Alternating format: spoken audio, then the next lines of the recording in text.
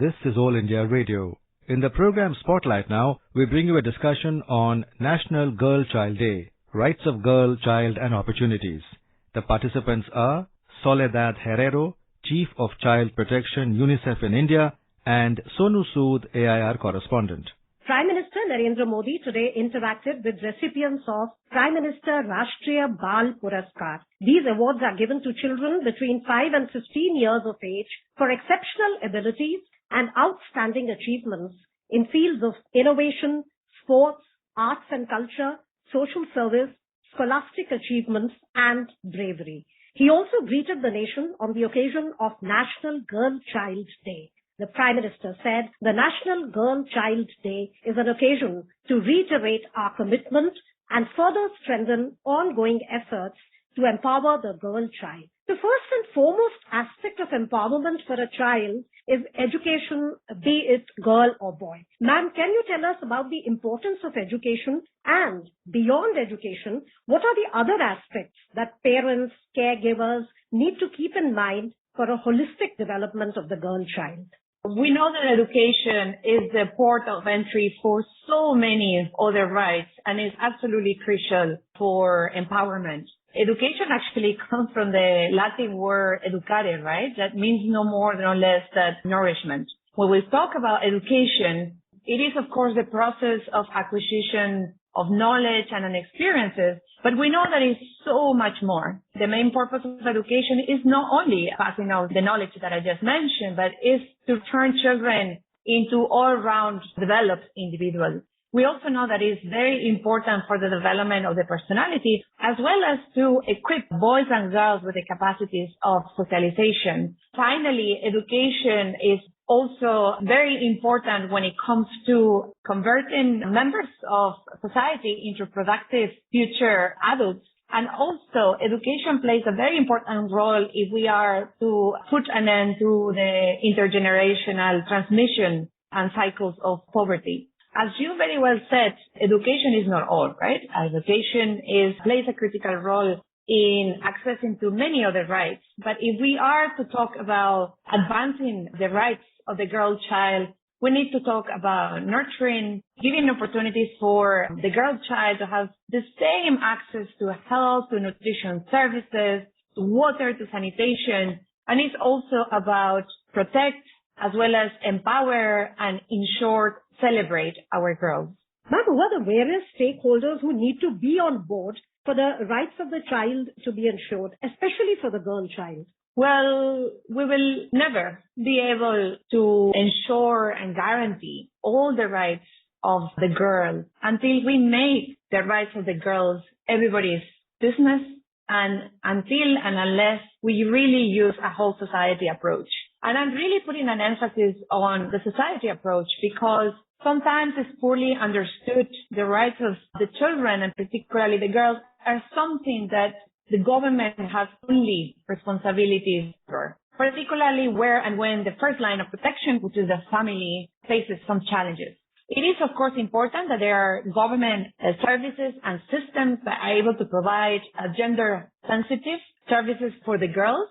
But if we are really looking into having a gender transformative approaches, right, that is really to advance and promote the equality of the girls in this society, we need to look at many other range of partners. We need to look into justice that provides equal access of justice for both boys and girls when they are either victims, but also when they are in conflict with the law. Other institutions, human rights institutions, and others that have oversight roles, such as the National Commission for the Protection of Children's Rights, have a very important role to play. But then if we move beyond that, of course, families, I already mentioned that they are the first line of defense and protection, but we also need to look at other stakeholders that perhaps sometimes are less looked at. I don't know, we can look into, for example, the role that private sector has in really advancing and steering down the gender stereotypes that many times prevent girls to be seen as equal members of society. So we really need to empower and work very closely with community members to make sure that some of the gender norms that are holding behind our girls are really stripped apart. What is UNICEF doing to promote cause of the girl child in India in partnership with the Ministry of Women and Child Development? Well, that's a great question, especially today. We're just walking out from a really extraordinary event in which Honorable Minister of Women and Child Development just spent a significant time with very, very exciting dialogue with girls as well as boys from all across the country, talking about some of the opportunities as aspirations and also showing some light and some example of some of those programs that we as UNICEF are privileged to be supporting together hand by hand with the Ministry of Women and Child Development as well as the State Departments of Women and Child Development. So very quickly, UNICEF has been working with the ministry very closely to address some of the harmful practices. UNICEF has supported the development of state action plans as well as I think it's now 175 district plans for adolescent empowerment, where some of these initiatives about engagement or civic engagement activities of adolescent girls are taking place. And of course, we are also supporting the ministry in the Beti Bachao and Beti Padhao initiative that is really trying to put an emphasis and making changes on the ground in terms of the value of adolescent girls. And a lot of times, some of the adolescent girls and youth in the country are really empowered to move forward. But an important realization is that we also need men and boys to be on the side. And we also need to work on issues of toxic masculinity and transform it into a positive masculinity. Right, ma'am. And today you talked about this interaction which children from all over the country had with the Honorable Women and Child Development Minister. Can you tell us more about what interesting and innovative ideas emerged from this interaction with respect to girl children excelling in various fields and gaining confidence? Yes, of course. And I only wish that they were here because they will be much more eloquently presenting some of the discussions that they had today. I won't make justice to all the dialogue that they held with the ministry, but I'll share a few highlights for sure. So girls and boys from Uttar Pradesh, Gujarat, Assam, Jharkhand, Madhya Pradesh, Odisha, and Telangana and Rajasthan, if I'm not missing any of the states, were having a very engaging dialogue with the Honorable Minister. Some of them are authors of books and some of them share their own testimonies on how they've been taking action to prevent cases of child labor or ending child marriage.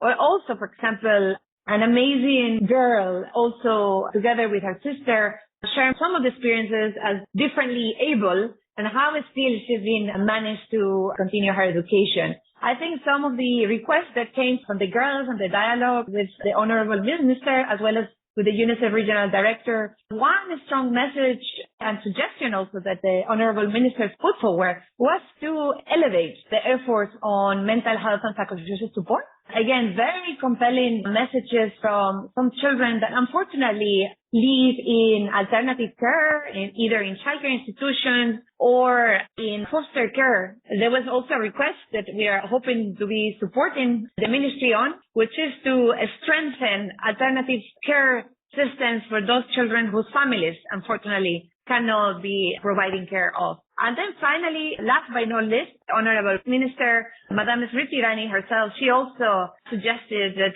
a coalition of youth, girls, and young women that have been working on ending child marriage and empower girls is also identified so they can also become champions and work closely with the ministry on ending child marriage and contributing to the empowerment of girls and adolescents. Ma'am, this is the third year when we are battling the pandemic and it has had its toll on everybody. Can you tell us something about the effect of the pandemic on the girl child and the steps forward? Yes, of course. We've been talking about the pandemic as a health crisis, but we know that this has blown and transformed into a children's rights crisis as well, in which girls have been impacted disproportionately and also in different ways. We've been talking, and you started this conversation talking about education, right?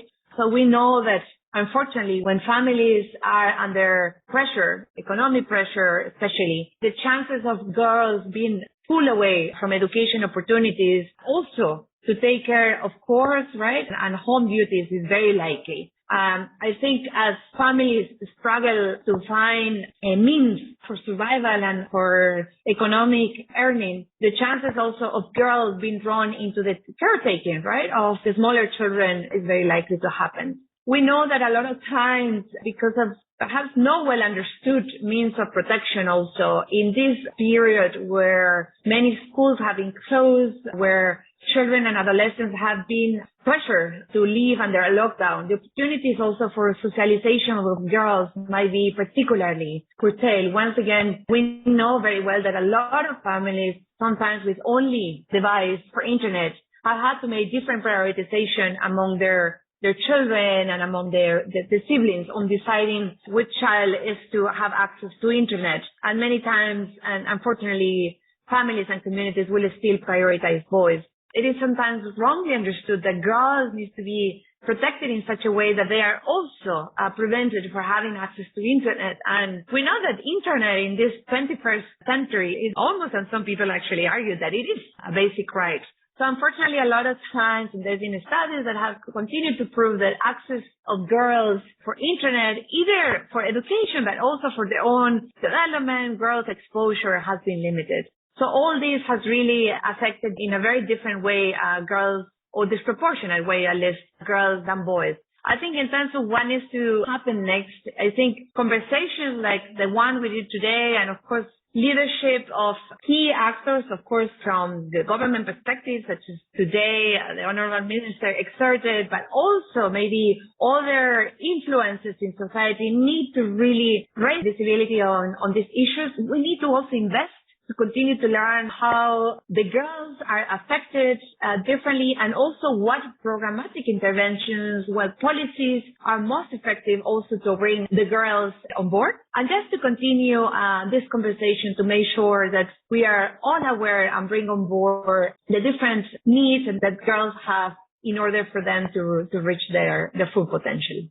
So, ma'am, gender discrimination is rapidly coming down, gradually coming down due to the concerted efforts of organizations such as yours, due to the efforts of the government, and also due to the efforts of the enlightened people in society. How important you feel is it to sensitize people to accord equal respect to boys and girls?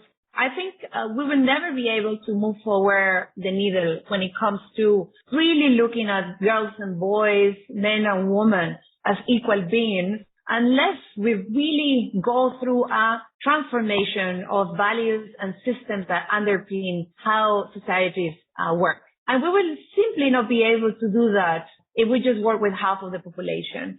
So yes, as I indicated earlier, it is only if we use a whole society approach. It is only if we work with girls and adolescent girls, but also with boys, with their siblings, with their uncles, with their parents, with their male teachers. Because a lot of times, and we are seeing this also on the ground, a lot of adolescent girls are waking up to a universe of full potential and full opportunities, but unfortunately, the decision makers in the family still remain male. So that is why it is extremely important that we work with all aspects of society and all genders of society. And the final thing that I would say on this point is that we need to work very closely with parents. Socialization starts from home and is modeled at home. And it is not, and we know this, boys and girls, children, they don't do what they are told. They will do what they see around them. So it is very challenging, but very important that we really work with parents so they do self-reflection. They realize how important it is to show that equal co-parenting, that different models of parenting are possible, and we give opportunities to the adolescent girls of each of our families, each of our communities, to continue to pursue their dreams, their aspirations, to take the platform to have a voice, so we can see that a different model of socialization and equal opportunities and therefore non-discrimination is possible. Thank you so much, ma'am, for this touching and inspiring discussion. Thank you, and thanks again for the opportunity. You were listening to a discussion on National Girl Child Day, Rights of Girl Child and Opportunities. The participants were Soledad Herrero, Chief of Child Protection, UNICEF in India, and Sonu Sood, AIR correspondent. This program was produced and presented by the News Services Division of All India Radio. You can listen to it on our mobile app News on AIR. This program is also available on our YouTube channel News on AIR Official.